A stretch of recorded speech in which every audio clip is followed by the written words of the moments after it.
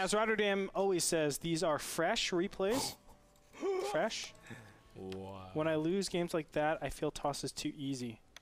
He's just being Upgrades honest. too good for Toss. That's what I'm talking about. Upgrades are too good, right? For Toss? Well, they're good for Terran if you get +2 building armor. And Srelok says, yee, but I made a rest. Yee, Seriously, but you I have plenty of time. And then TT1's like, but still, you do not kill that much. And TT1 all of a sudden has a Russian accent. Let's introduce our players. Starting in the top right corner, we have from Team Root Gaming, we have Bayam Toyan from TT1 who says, you didn't kill that much and you should have attacked the cannon in the main. Well, I won't complain. Good luck. Srelok is going to be the one not complaining in the bottom left-hand corner as the green Terran Daybreak featuring very, very different styles of play. Over Ohana, I think we'll see a very, very standard Terran. In my opinion, a very aggressive Terran with Medevacs, Marines, and Marauders. Same 10, 11-minute timing push that we've seen so many different times. Srelok is already playing the mind games, going for a command center first. Yeah, and TT1 has been playing, you know, fast 2-base into heavy 2-base play, and that's kind of been what he's been doing. We said that he's been faking thirds. That game he didn't even really have to fake the third. He just went for that timing based off the early upgrades. And we'll see what TT1 does in response to this command center first. Now, a lot of Protosses get really, really anxious to punish. But what a lot of Protosses don't realize that if Terran plays this greedy, Protoss can play super, super greedy as well. Yeah. I mean, when Parting first saw Command Center first, he was going for super fast third Nexi as well. And that's what really made everything like, whoa, Terran really actually can't do anything to me. I can just go up and expand really quickly as well. Exactly. And what you can actually do, what's important to do, is get your Stalker out ASAP. And what you actually try to do is stop any SCVs from scouting out. And when you do that, the range is incredible. All of a sudden, the Terran is in the dark. They can be going fast 2-base, 6-gate, 1-base, 4-gate, 3-base, and just playing defensive. That range, that response that is necessary from the Terran is very different. If you're going 1-base and 4-gate, obviously I have to, you know, make a couple of bunkers, pull all my SCVs, and defend it for dear life. If it's something like a 2-base, well, obviously I have to make like 3 or 4 bunkers. If it's a 3-base, I shouldn't be making any bunkers. A lot of inefficiency can be drawn just from the lack of scouting from doing a 14cc. Absolutely. And you can see the first and Zealot is immediately pressuring those SCVs, and that's kind of what you need to do. Just keep that SCV count accountable. Really make sure you can't even harvest from that natural, and all of a sudden you'll be catching up in no time. And you can see Stelok finishes up his second orbital, but really doesn't have anything. Now, the double racks is a pretty common transition off of this. You can get your gases and get for, you know, a fast stim. You can even go for engineering bay to get fast upgrades as well. Get that +1 really early to see if you can even hold off any 2-base timings. But, oh man, I just love what TT1's doing with his 1-zone, 1-probe, just being such a pain in the butt, making sure Srelok can't freely mine at this point. Yeah, overall this is really well done, and Srelok has been punished for not going this initial bunker. What he tried to do was get very quick gas instead. I think this is overall a worse choice to actually do. You're going to have a very huge amount of gas income, and I don't think you can actually keep up with the amount of mineral income that you're getting.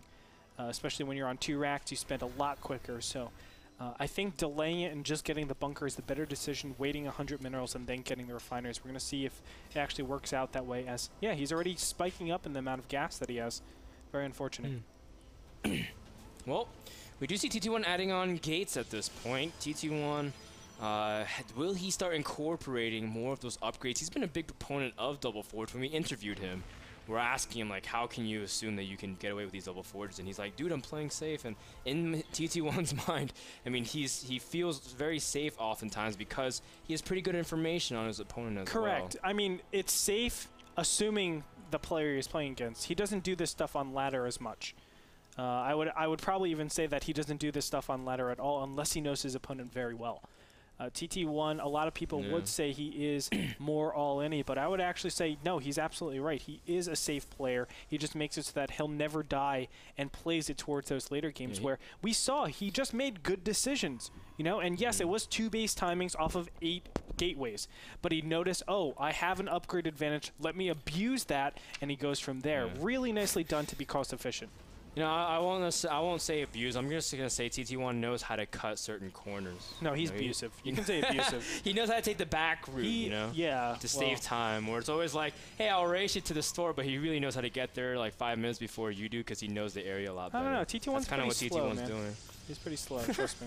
I've raced him. I fought him. I did everything possible with him. He's not a cunning, fast guy. Wow. So mean. But you can see that TT1's going for that faster Nexus, just like we were talking about. You can absolutely get away with this, especially based off Srelok. What he looks like he's opening. Now, what Srelok does so well is that he masks it, and he's going to go for Cloak Banshees again. Because when you see the double racks, you assume it's going to be standard, you know, medevac play, maybe go for that stim plus 1 time or some sort of follow-up. But Srelok going for Cloak Banshees again. What are your thoughts about this, Andre? I mean, TT1 does not have... I'm trying to think about if I like it or not. He doesn't have the robo. I think what he's trying to do, this isn't actually... See, game 2, it's hard to actually justify this when you're down 0-1. Okay, no, I'll take it. I'll take it. Because what he's trying to do is sell, hey, wow, perfect pylon made. But what he's trying to do is say, okay, for the later games in this series, make your freaking robotics facility. Stop trying to cut so many quarters. Because right now he's being punished for it 2 games in a row.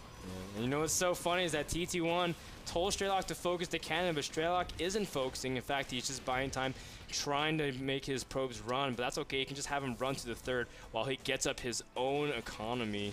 And the big important thing is that these cannons really will be able to get up uncontested, and Srelok really won't be able to do too much damage unless... You know, TT1 kind of messes up at this point. You can see that Srelok back at home is preparing everything else. He stopped his Banshee production just at 1, or 2 rather, which is similar to last game. And I like that. Srelok is showing restraint, but did he do enough damage with this Banshee harass? 13 probes, not bad. I would say, yes, he did do enough damage. Here's the problem, though. There will be all Chrono Boost allocation going towards probes from here on out. I can't see him putting anything else, or allocating it for anything else. He has to be careful because, of course, the Banshees can still do additional damage, but still, he will be able to catch up very nicely. Now, a big Marine Marauder squad is going to come over. This is the anti-timing if there is one. Yeah, there's +1/+1 finishing for TT1. Absolutely correct. And look at this probe sitting right here. You know, that should be a little bit of evidence, ladies and gentlemen, to show that TT1 is a very safe player because he's going ahead, sprinting across the whole map and showing that, yeah, I am receiving things very efficiently and making sure that I don't die to pushes like this that can be abused with 1-1. Yeah, TT1 warping in a lot of Zealots to initially tank so they can deal with it, but Srelok is pushing back. He actually had a huge, massive stim and did not commit, so that's a huge cost to Srelok if he wants to commit to this push. That is well over 250 damage done, 260 damage done, actually. Getting hit by a Colossus once, almost. Well said. So sick, bro. As if the Colossus hit you with 1 laser, not 2. Exactly. Dude, it was back when the Colossus dealt 20 damage each laser. So they deal 40. No, it was like 20. I forgot what it was. Never mind. Forget it. I don't know. The Banshee's still in effect, but TT1 has an observer right on point. And you can see TT1 controls a watchtower, but a massive drop from Srelok trying to see if he can get some huge damage inside the main and cripple his tech, or at least his economy. Now, the only way for TT1 to actually punish this is to take out every single one of those medevacs. I highly doubt that's even going to happen. Blink is not up. He's going to engage against this. Forward shields will go down, which basically says the medevacs will always be able to get out. I don't agree with that situation. And look at this. Srelok just going to go around, take out all the probes over here on the right-hand side. The forward shields working terribly against TT1, and Srelok gets a massive advantage now going to the 3rd base with a small squadron of units. TT1 is probably going to be forced to tap out pretty soon here. He's going to lose a huge part of the economy. A great pick apart from Srelok. And TT1 normally really pretty good with his force fields. When you saw him in the series against Zenio, he did phenomenally with his force field placement.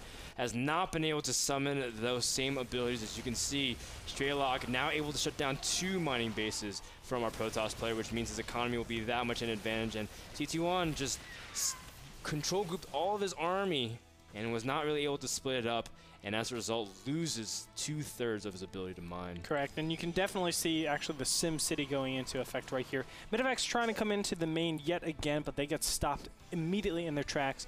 But look at how many units Stelok has. Now, the one thing Stelok needs to be careful is he doesn't have combat shields. He doesn't have combat shields. That 100-100 upgrade gives you so much life, man. Greetorp and his upgrades. Dude, he's just never happy. No matter what Terran does, he's just never happy. I want more upgrades, I think man. you hang out with Mr. Bitter a little too much. No. Definitely not. I can never hang out with Bitter too much. That's just that's a fallacy in and of itself. Wow. Boom. Boom. You thought it was going one way, Bitter. I went the exact opposite. Love you, bro. Take the high road. That's exactly what it is. You can see TT1 has to prepare for this incoming push. He wants Colossus out, but this is a perfect time for Srelok to hit. The expansions are just going up. His tech is about to finish. +2/+2 would not have finished before that battle was concluded. But now TT1 has a couple of those things wrapping up for him time-wise. Okay, he can potentially force heal this off. And don't forget, there is Blink already done. 2-2's finished, so let's see. Oh, no charge. That's going to be a critical mistake. Yeah, he doesn't have charge. He allocated all of his gas to this Robo. TT1 not even really able to pump out any Colossi at this point.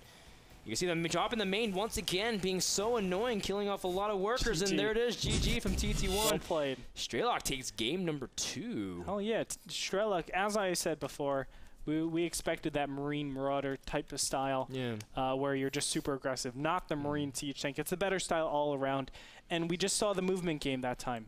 The drop, the quad drop, all the way in the main, punished TT1 for taking a position that he's not supposed to be taking, which is center control.